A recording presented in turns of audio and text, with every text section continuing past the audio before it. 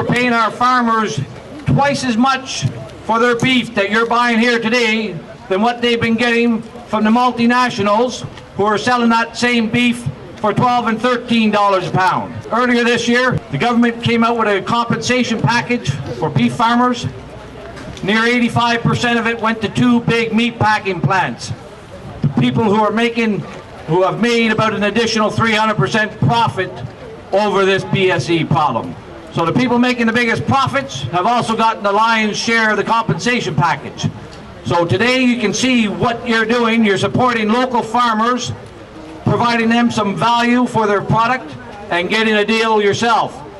We're tired of having farmers getting screwed and consumers getting gouged by this government, and we're not going to take it any longer.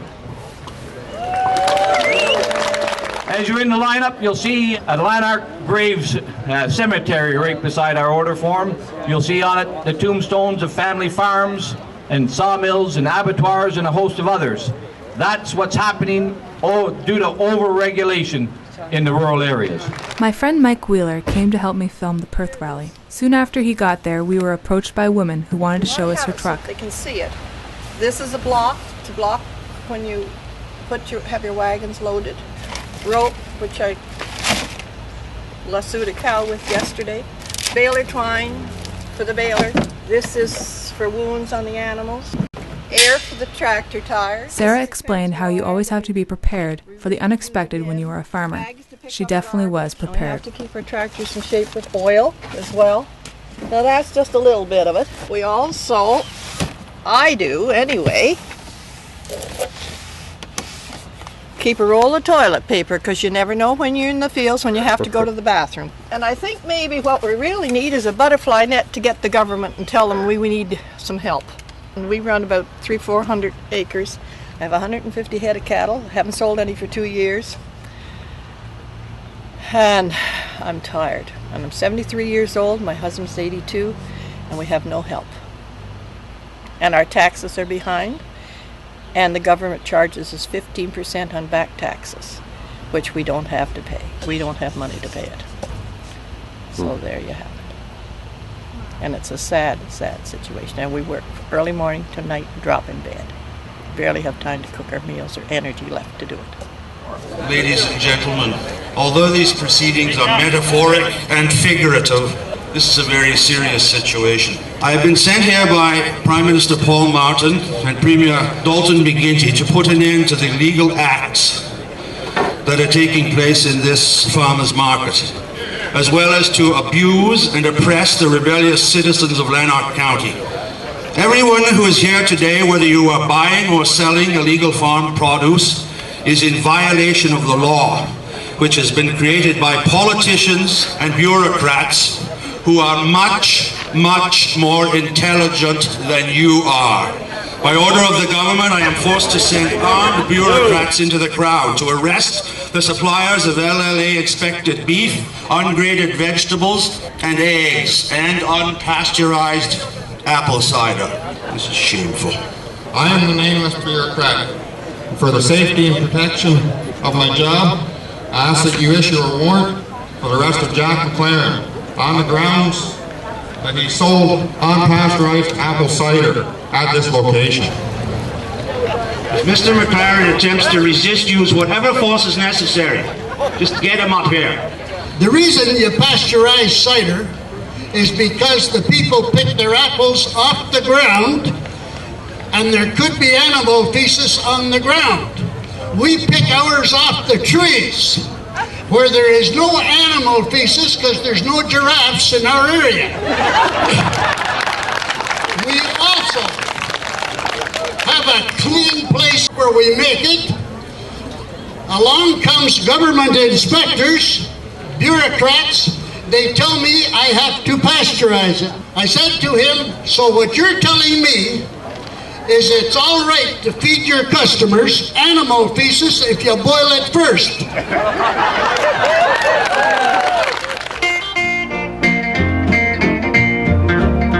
Come gather around me and pay good attention. A story I'll tell you in rhyme. of the beautiful land that I'm honored to mention, this Ottawa Valley of mine. From the lake of Two Mountains to Mattawa town, Smith Falls to the Gatineau line. It's a land of great size and a sports paradise in this Ottawa Valley of mine. Now the people that live here, they don't quarrel or quibble, they work hard but like a good time. It's the home of step dancing, the good old time fiddle, this Ottawa Valley of mine.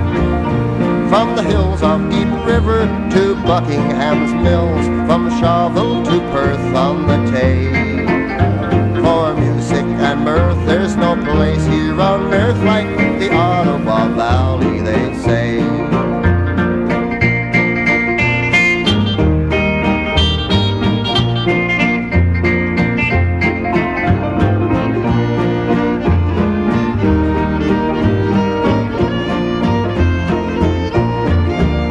Good morning and welcome to the Lanark Landowners Rural Revolution and here's our beef food strike. We also have some people going around with our LLA boot. It's a donation boot to help pay for things like the sound system, the band that will be here to play shortly, and all the efforts and costs to put these food strikes on. And that boot is for kicking government's butt. It's about damn time that the farmers rose up and took matters into their own hands. Canada's only going to be happy when everyone is a consumer or working for a big company. Exactly. Right? That's exactly the way it's going. To bring all our beef in from Brazil, bring all of our lamb in from New Zealand, Australia, yep. Then why should we have any farms at all? And what happens when they don't want to ship to us anymore and they say, sorry, we need our meat? No, what happens when they decide they're going to ship to us but at higher prices? Or they don't have the same environmental regulations and we get tainted meat from them. You don't control that food supply whatsoever when it's inside another country. Right, hon? Get him started and he don't stop. We do not have food sustainability in this country anymore, and without that we don't control our country. I don't think a lot of people realize that there's only 3 to 4 days worth of food in any major city or rural municipality in Ontario. And for whatever reason, through climatic change and or political or terrorism, if our border closes with the U.S., 85% of our food comes up that way, and we're in trouble. People will starve to death. And I don't think people understand that. That's not right what's going on. It really isn't. The people have to support the farmers because we need the farmers. You do feel that way? Oh, yeah. 100%. So it's important to you that Canada feeds Canadians. That's right. Generally. Yeah, you need the farmers. It's gone down too far already. We've lost too many farmers already. We don't want to lose any more. And the city folk do support the farmers. They're not vocal about it. They do. They do. We're from the city and they do support the farmers. I think it's the minority that's giving them more trouble than anything else. I think it's the minority of people, not the majority. We can pre-order but not here today, so I guess we're allowed to get 15 pounds here today if we can make it all the way back to this line. But I'm going to wait. It's a fabulous price and it's local. And that's really, for me, what matters. It's local. If our land is that important for the public good to have control over it, that's fine and dandy with us. But you're going to buy it from us just like we bought it from the guy before us. That's called fairness. If they don't buy it, that's called stealing. And we don't like governments to steal from us, just like we don't like anybody to steal from us. And we won't accept it. And that's what that sign says. It says, this land is our land, and back off government. You've gone too far these days. My name is Mike Milankovich. This is my wife Sylvia. We traveled here from Timmins, Ontario because we heard from our good friends that this was going on. And we believe very strongly that the farmers in Lanark County should step up the action even more than they have. How's that? Excellent. And it's unfair to the farmers. They put their blood and sweat and tears into it and they get nothing back for it. So this is the kind of thing that should happen throughout Ontario, if not throughout the country. There are too many middlemen raking off the profits. The farmers get nothing for the sweat they put into the into the work that they do. So that's the way we feel. What do you say there? I say that it's time that the farmers have this opportunity because Bring up north too. People don't realize they can't eat unless the farmers make a profit, and they need money for their gas, for their tractors. They need money to pay for hired help. They need money for buildings. We keep importing our food and paying more and more, and the huge agribusinesses are, they're the ones that profit. So I think it's unfair, and I think this is the sort of thing we have to continue doing throughout the country. Some of these guys have forgotten that in a democracy, it's people who tell governments what to do, not the other way around. And that's what we're doing here today, is we're telling governments that we want to buy fresh food, and they're not going to stop us, and they should be doing everything to protect us, not put us out of business. If you could be generous, be kind, and later on this afternoon, you'll be enjoying the best beef you've ever had.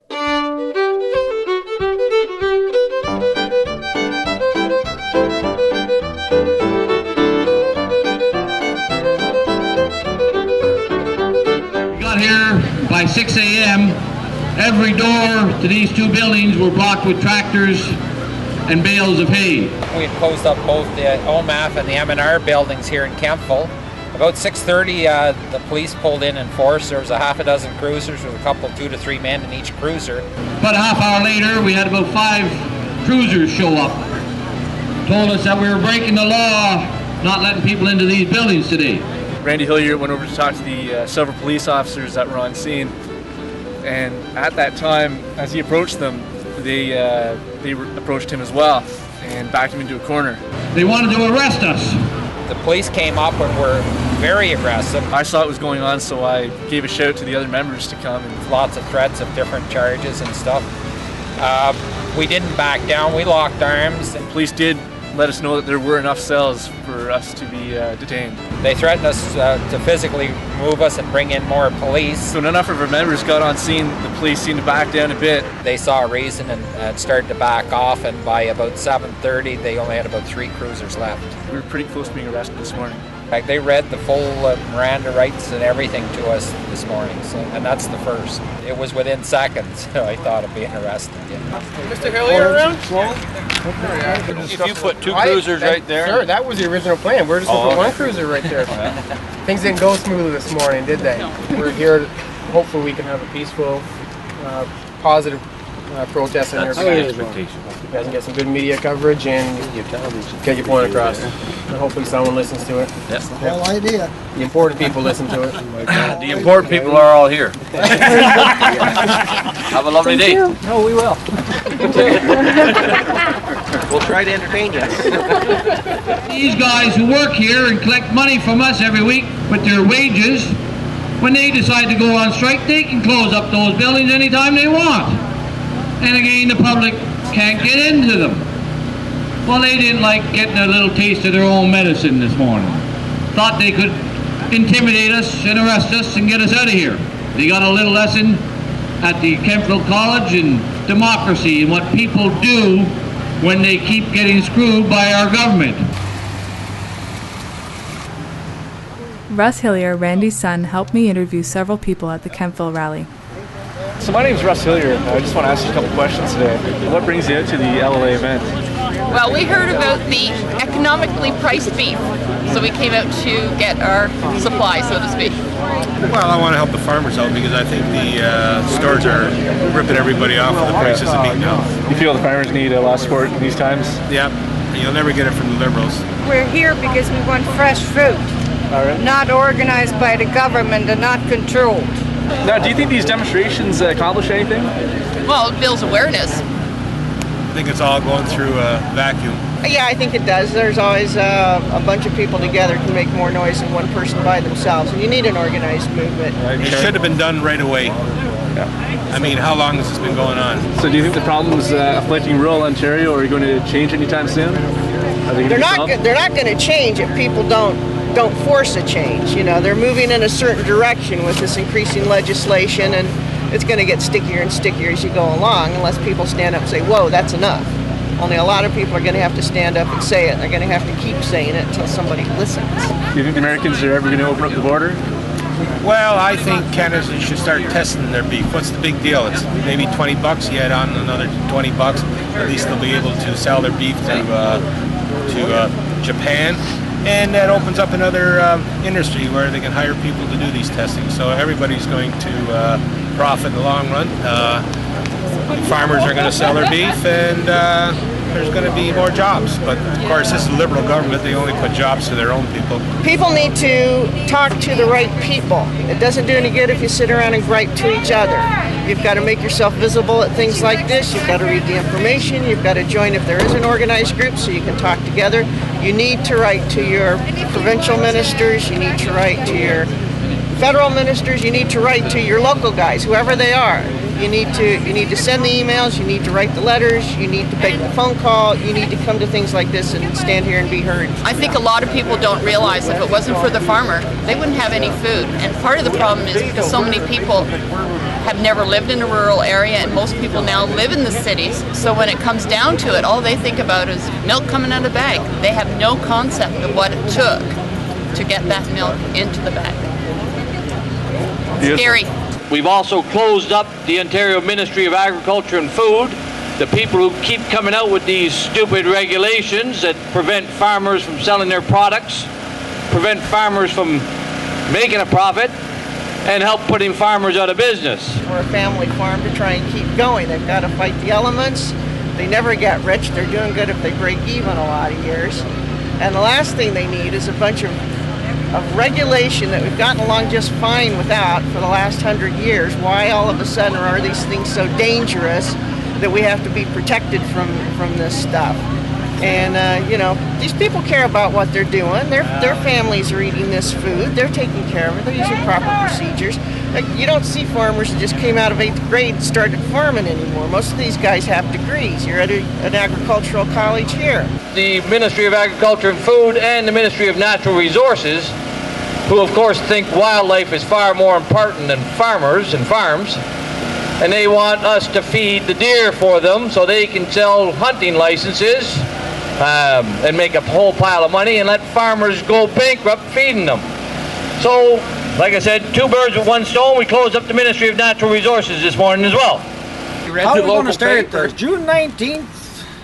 2004. Father's Day, yeah, 2004. Are you filmed now?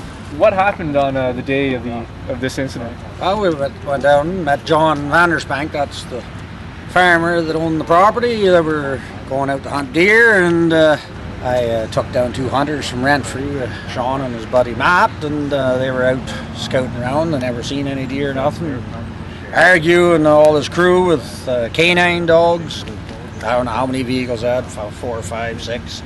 And they chased down Sean and his buddy and charged him for poaching and all this sort of stuff. Not a bullet was fired. Charged John Vanderspank for groundhog hunting, hunting deer legally and out of season and all that. And he didn't even have a gun. And I got charged for hunting white-tailed deer. And I didn't have a gun at the deer hunt. So now we've got a court case coming up November 23rd, 2004. 2 months after that was June 19th. The game warden showed up at our farm on a Sunday.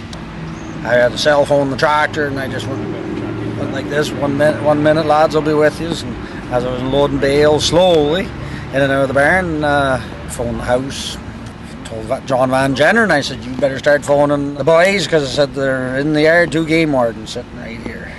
So you got other LLA members to come up and help you? Yeah. They try some scare tactics. Right? You're going to be charged and you're going to do time, and they're on a witch hunt, these guys. So. Feel they've overstepped their bounds? Oh yeah.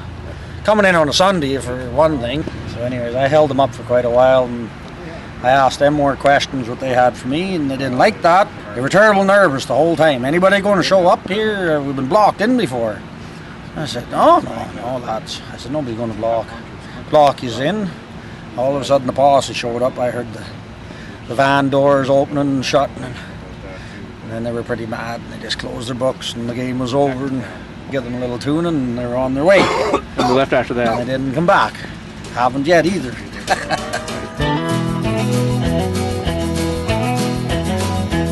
The government of the day lulled tobacco farmers into thinking that their industry was secure for several years. A rally was organized to block off the 401.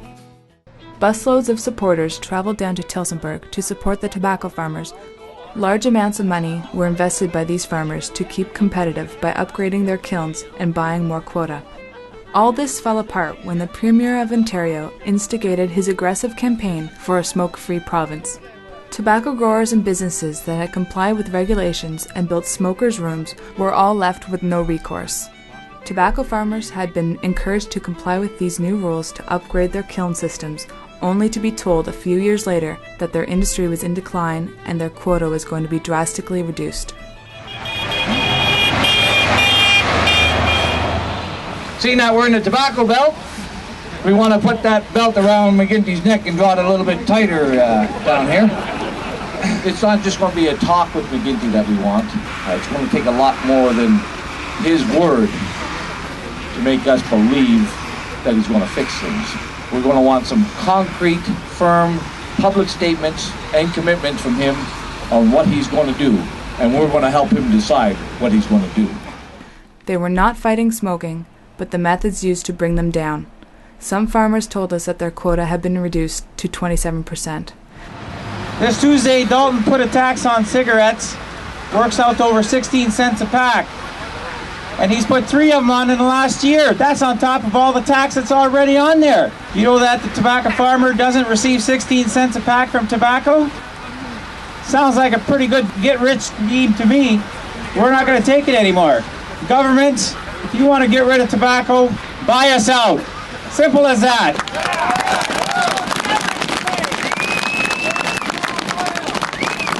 If the governments want to be a leader in tobacco control, let them be a leader in tobacco compensation to those who are displaced by their action. Globalization is going to have huge ramifications to rural Ontario and rural Canada. I believe that the government is hurting the industry. They're buying cheaper tobacco across the world, but they're not realizing what they're hurting us tobacco farmers in this country, where they are actually situated. I started growing tobacco in 1977, and now I am growing tobacco, soybeans, azuki beans, and cucumbers and rye to subsidize what I used to make on tobacco. In 1977, I grew a crop of 26 acres. I had a profit. I grow now 75 acres, and I have a zero profit. So with the prices of chemicals and the material that we have to use for our product has gone up, but our profit for the farm has gone dramatically down. McGinty's government takes $8 to $10 million in taxes from that 60 acres of tobacco crop. The farmer's left with peanuts, and McGinty's lives their life O'Reilly there on $8 to $10 million of labor that those tobacco farmers are doing.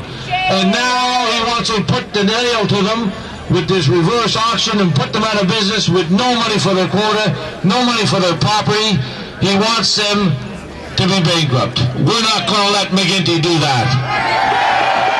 On tobacco, before we had open flame heat, now it's indirect heat. That means it's in a closed chamber, which costs close to about $7,000 to $8,000 per kiln. And we always have to have roughly 12 kilns to cure a crop. So that much money, we had to be forced to do it to comply with the government's regulations. So we had no choice. And now, with the downsizing of the crop, because of the taxation, that's why we're here, because we're just losing. The tobacco farmers, they're being screwed over by this federal government and the provincial government. They're being bought out at about 20 cents on the dollar on their quota system, and this government, who should be protecting the value of quota, is taking it away from them. We'll be burning a few dollars of taxpayers' money today in the form of tobacco bales.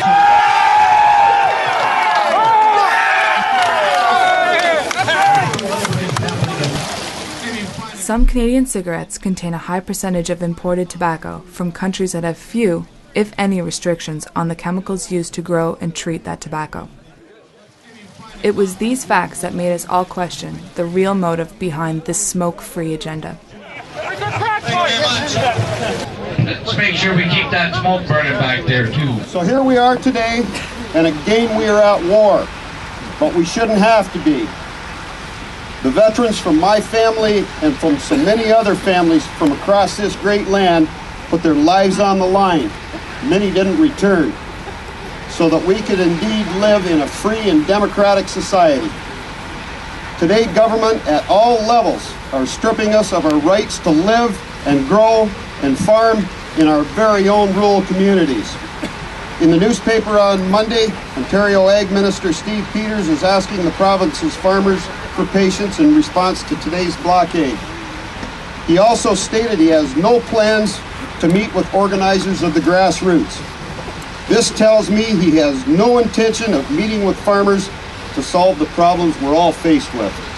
If Mr. Peters does not want to deal with me because I'm a director on a grassroots committee, Tobacco Farmers in Crisis, then today I would ask him to resign.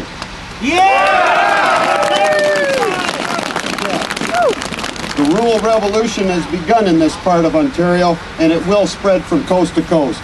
On behalf of all tobacco farmers, we want to thank everyone that's come from everywhere today. We will not forget. Thank you very much. And they didn't forget. Shortly after their rally, they joined another protest at Prescott. An hour's drive for my family, but about a 5 to 6 hour drive for them. They came to support our cause, as we had supported theirs days earlier. They drove trucks and tractors and brought in busloads of people. This was about supporting each other and standing together, even if the fight involved different issues.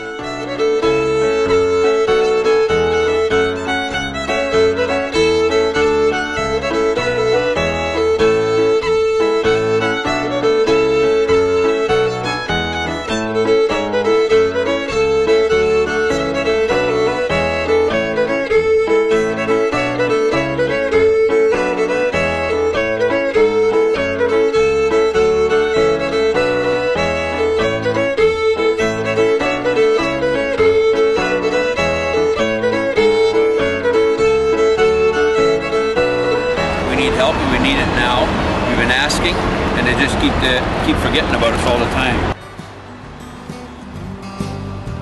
Beyond the Mississippi and the Lanark Hills, some folks were having trouble with some deer in their fields.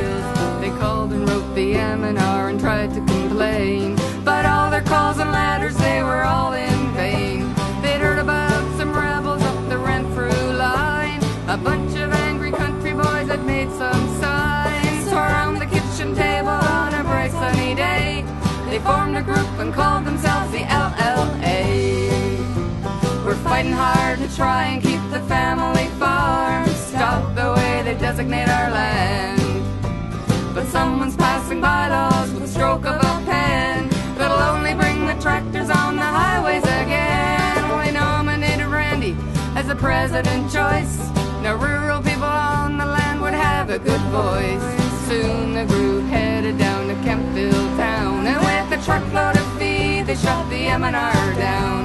Now something must have happened when they crossed that line. Now nuisance tags were given out 10 at a time.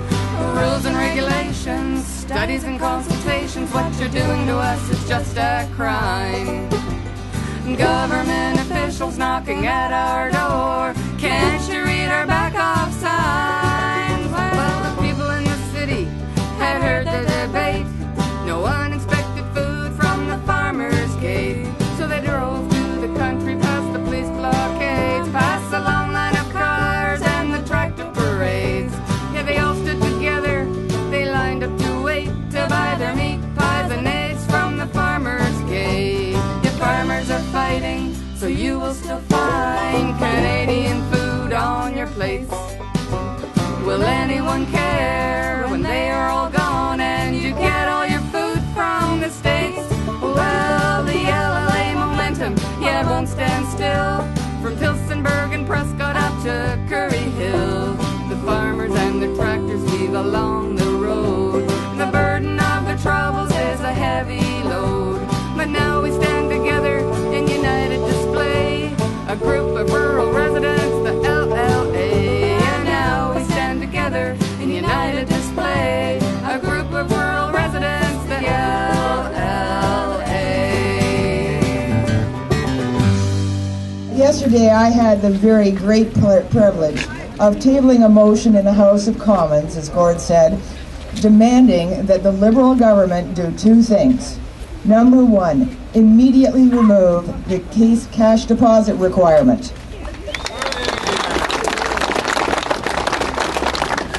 The second thing we're calling upon them to do is to honor the commitments to the farmers that they've already made. Now, whether those commitments are to case payments, whether they're for our tobacco farmers, whether they're for the fed cattle set-aside programs, let's get the cash to the farm gate. So I share your frustration, and to see so many people coming together in an orderly manner for such a good cause just does my heart a world of good, and I'm glad to be here to be able to share it with you today. Thank you very much. Let's make our voices heard, and my colleagues and I in the Conservative Caucus, we will be, and we will continue to be, the farmer's voice in Ottawa. You people are the people who produce the wealth that supports this province, that supports this country. Unfortunately, we have a government in Ontario right now which is laden with bureaucrats. I don't know what your taxes have been like over the last couple of years. Mine have gone up considerably. All I've seen for my rise in taxes is an increase in bureaucrats. And those bureaucrats have to justify their place at the table. So what do? They create regulations and rules to impact you. They're taking your wealth and wasting it. Queen's Park should take note that it's not only people from Eastern Ontario here today, but we have people from Southern Ontario, Southwestern Ontario, tobacco growers from Tillsonburg area. What it means is the agricultural and rural communities of this entire province are fed up with Dalton McGuinty.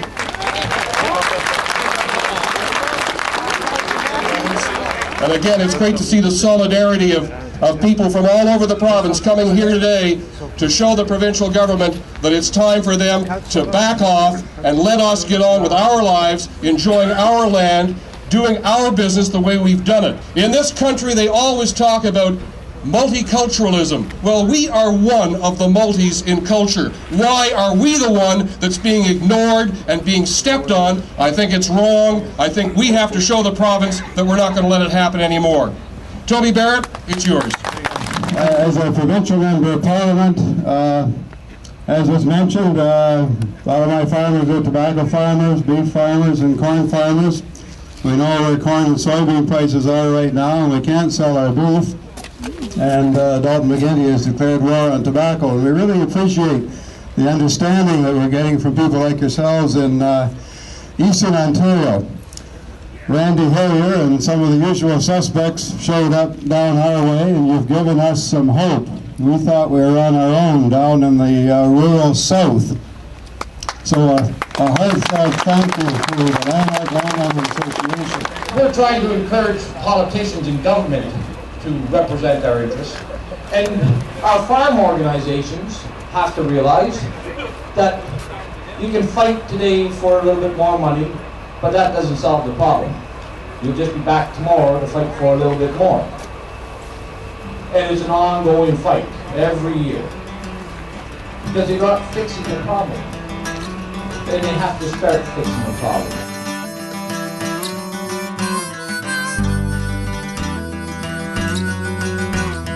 Dusty old farmer's out working his field, leaning down over his tractor wheel.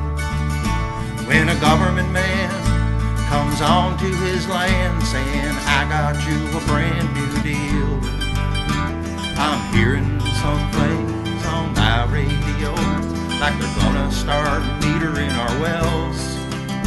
Well, this is my way to say I ain't gonna pay. It's my water, just go to hell. Straw hats and government bandits mocking land rights like they do. I ain't at ease with bureaucracies. Here's a word from the farmers to you. Straw hats and government bandits mocking land rights like they do. Well, this is our land, we'll take a stand. Here's a warning from the farmers to you.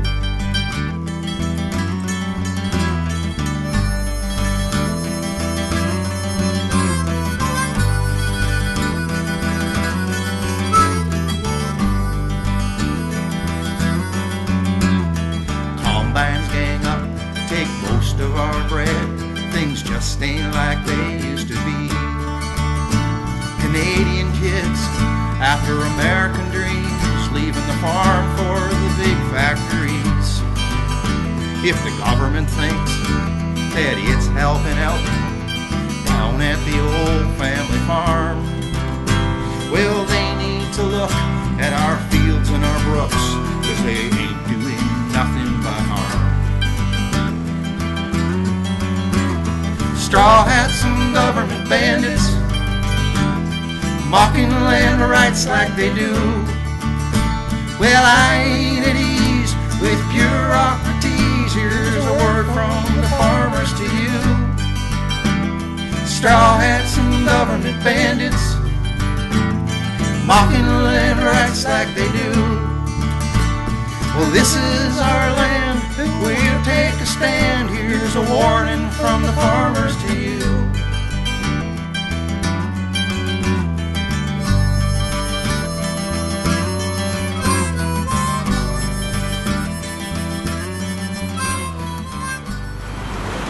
My name is Leo Imfeld. I'm a dairy farmer and I got a bit of cash crop. I came from Switzerland. Can you tell us the reason why you're here today? I think everything explains what I got on the tractor and on the wagon. I got a big check from one cow, 1,366 pounds, and I got 52 cents, and the trucking was not even paid with it.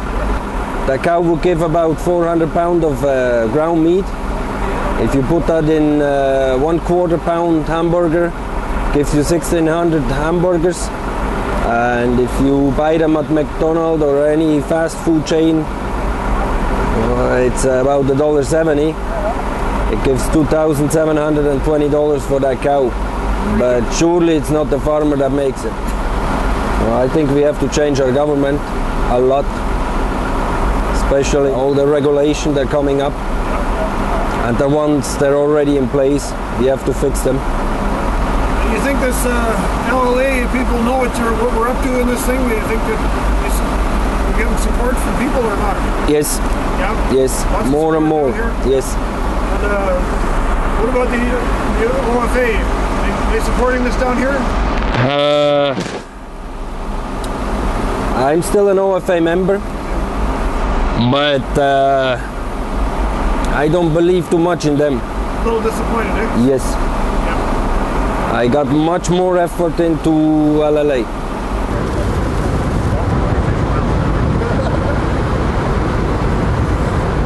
We have a son, but he hasn't decided yet whether he wants to take over under the conditions that now exist. I don't like so many government rules, regulations, legislation coming down the tube, Clean Water Act, nutrient management, the oceans and fisheries. I don't like them having the ability to come on my property at will and tell me how to do any drainage. I figure I know how to do that without their input. The farm has been around since 1867 and it's still going without so much government interference, so I don't see why it shouldn't keep going for a few more generations. You're here because, like the rest of us, you realize that rural Ontario's in trouble, and the purpose of this gathering is to send one more message to Queen's Park that not only are we not going away, but our ranks are growing and we're getting more determined than ever. So you can all give yourselves a pat in the back for being here today, and I can guarantee you one thing, that we all stick together like this, Queen's Park's going to have to listen. They won't have any choice. Canadians have to get behind us, and you can see here we have 3, maybe 4 landowners associations together here, with the Glengarry Association, with Leeds and Grenville Landowner Association, and the Lanark Landowner Association tying here, and we are geographically not close. It's an hour and a half for us to be here, and the guys from Lanark, I'm sure it's over 2 hour drive for them to come down. So I think as this issues are brought to the forefront, more landowners associations will be formed and more people will get involved, and this is going to get bigger and bigger and bigger and bigger. At least we're getting good press coverage. I think it's making people aware that there are issues out here that are affecting the ability of farmers to continue to farm, and all of the rural landowners, not just farmers in Ontario. And I think Dalton McGuinty has to get the message.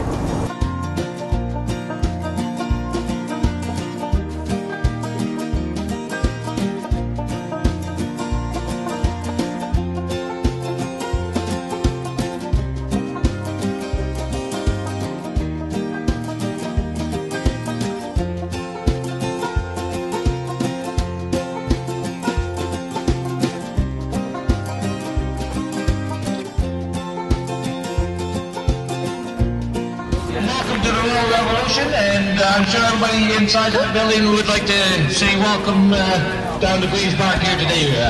Such a good thing to see so many people out here. Stacy's here.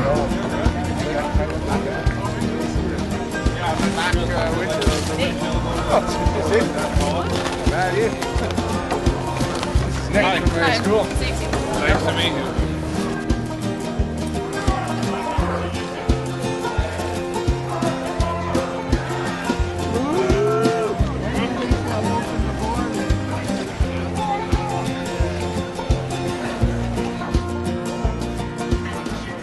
Okay, some important announcements for everybody. We've just been in one of them bureaucratic workshops, and we seem to get a few things done this time around for a change. Our tractors are on the 401. All that fear-mongering and innuendo and scuttlebutt of mass arrests and terrible, terrible things happening is untrue. We've been working a lot with the OPP and the Metro Police. The Metro Police will be closing all of University Avenue shortly once the tractors come down. And I have to thank them for working with us, providing the escorts for our tractors on the 401 as well as through downtown Toronto.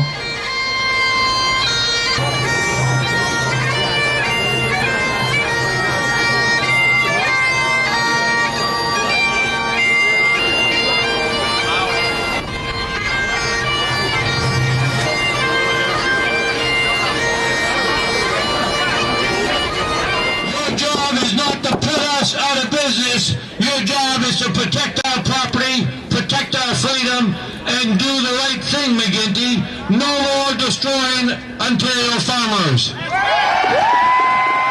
When McGuinty was in opposition, I think you're causing me feedback there, buddy. Wish we could get some feedback from this government. Anyway, there's an ethanol plant that's been on the books. Farmers have bought shares in and they've owned those shares for 13 years. And for 13 years, we haven't been able to get it built. Now it's being held up on one more environmental assessment. For 13 years, those farmers have lost a market to sell their corn to. For 13 years, rural Ontario has lost the jobs that ethanol plant should be providing. For 13 years, this government has done nothing except cause the problems, create the obstacles, and keep rural Ontario poor. Today, a little bit later, we're going to be taking 11 resolutions into Queen's Park. It's the repeal of a number of legislations, also the creation of a couple new ones to protect the ownership of our property, and to return the money that's been stolen from rural Ontario, take that back from the people who have stolen it, return it to us, and then create the legislation so they can never steal it again. That's what's going to happen today. All farmers have to stick together because this government wants to separate us and take us down. Well, it's good to see everybody out participating today. Let's show the people of Ontario that we're working together in a civil manner. We need to send government a united message today. Farmers need to be heard. Farmers need to be heard with one loud, strong, united voice. The LRA have fulfilled a need and a vacancy here in rural Ontario. needing a vacancy that my organization and I, the National Farmers Union, have not met. And I'm not placing any blame for that on the Corps of Volunteers. But it is vital for a person, or an organization, or a government to be able to admit mistakes or shortcomings and move to correct them. And with all the things that we did get done, it's obvious there were many we didn't get done, and all you folks here today are testament to that. I guess we're here tonight to talk about the crisis that is in agriculture. And it's a crisis that is getting greater every day. And quite honestly, I don't know how to handle it anymore. A lot of the executive and board members on the Federation of Agriculture don't know how to handle it anymore. And one of the big problems in Ontario is that we have too many organizations. And sooner or later, when the crisis gets big enough, we will come together and we will speak with one voice. And when that happens, we just may then be able to be more successful with the government. We're hearing a lot about how farmers need one voice, and we hear that over and over again lately from the Ontario Federation of Agriculture, and well, they have been our one voice for quite a few years. The National Farmers Union is saying what we need really is one message with many voices, and that's why we believe that National Farmers Union, LLA, OFA, they've all got to bring their message for farmers. But to have one voice, I think the government can look at one voice, and it's very easy to control one voice. We need many voices with one message. We do have some wins. Thanks to Randy Hilliard and the Atlantic Landowners Association, they're waking people up by the kind of demonstrations that they're doing. OFA does not believe in that type of activity to that extent. We can't condone it for certain reasons, but we do appreciate what they're doing. I'd also like to touch on the debate over LLA's tactics. Some people have said they're too edgy, too radical, or too militant. Let's think back 40 years, 1962, 63, 64, right on through that decade. Tractors were on the roads of Ontario, not here and there, but all over every summer for several years. 40 years ago, farm families were not begging or asking for just and equitable returns for their labor and investment, but farm families demanded the Governments of the Day act to build structures to provide justice in the marketplace, and the OFU played a key role in the successes that that decade enjoyed. So the notion that somehow taking tractors on the roads is counterproductive ignores our own history and ignores the reality that you cannot make positive change happen until you make everyone aware of the problem. We in the farm community make a lot of our contribution to the economy of Ontario. We're second to Ottawa. We generate $8 to $9 billion worth of economic activity. We create 700,000 to 800,000 jobs. And if you took all that out, it'd leave a huge hole in this province. So touch on everybody. Our provincial neighbors to the east and Quebec support their farmers.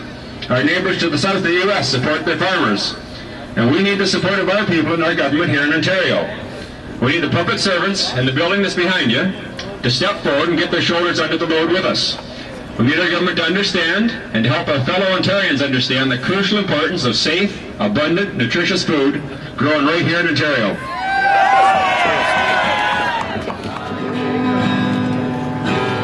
The tractors and trucks came from all around. The farmers and workers and dwellers and all from rural Canada answering the call. We're all for one and one for all. Peaceful life is all that we want.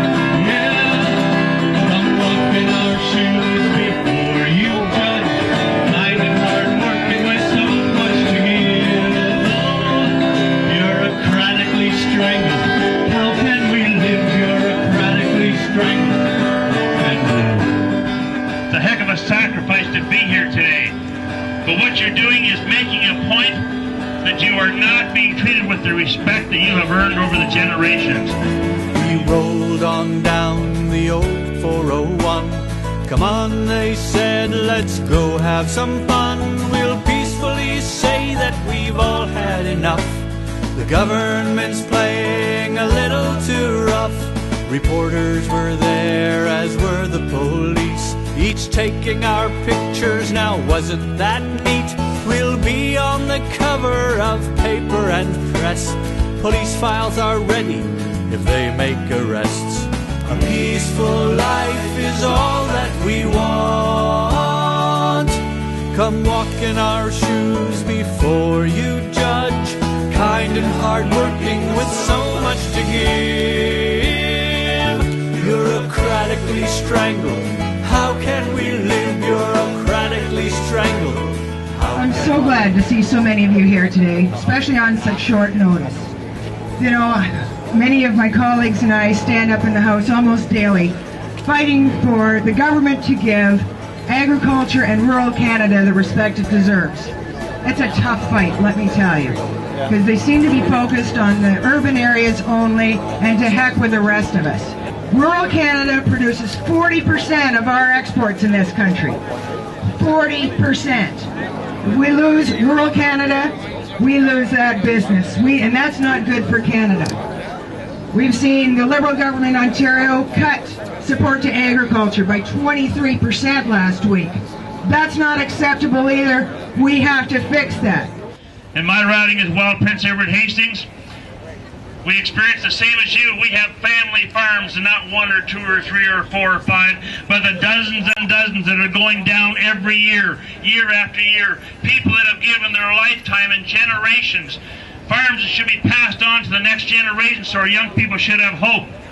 And we have a government that doesn't even recognize the reality of that. They don't seem to understand the pain and the hurt that you're going through. We've seen the budget that came down from this federal government show not one new penny for our farmers, and when all of them are facing one of the worst crises in over 50 years. Whether it's BSC, whether it's our grains and seeds, no matter what it is, these are tough times. There isn't one person here who doesn't know how ineffective and useless and what a piece of rotten legislation the CASE program is. It doesn't work. Has anybody in here totally been enamored, and isn't it wonderful to you? No. So the government has finally decided they're going to take some action. They're going to study it. They're going to bring in some more high-priced consultants, and they're going to study the CASE program to tell you that it doesn't work for you. I'm disappointed as a rural Canadian that we have to appear to be playing second best to a government that doesn't understand the basic principle that food is an essential item. If we do not control our own food supply, and we drive our producers out of business, and we leave ourselves hostage only to the international sources, then what's going to happen? It works so much better if you can make a point by standing together. And when you're coming out of here on 2 days' notice, and I see that street just coming down, and I see tractors from end to end and wall to wall, that sends a very clear message. Now maybe the Liberals up there, their blinds are probably pulled. They don't want to see this reality. But the truth is, it's there. I can see the hurt, and I've been on your farms. I'm a rural person. And when I go there and I see the disappointment from people that should be very, very proud to earn a living, it really, really concerns me as a parliamentarian. So keep on making your points, and understand that there are people that do listen to you. There are people, and we're speaking up more and more and more and more, and we will continue to do that for you. So don't back off one little bit. Don't back off. Get on the board here.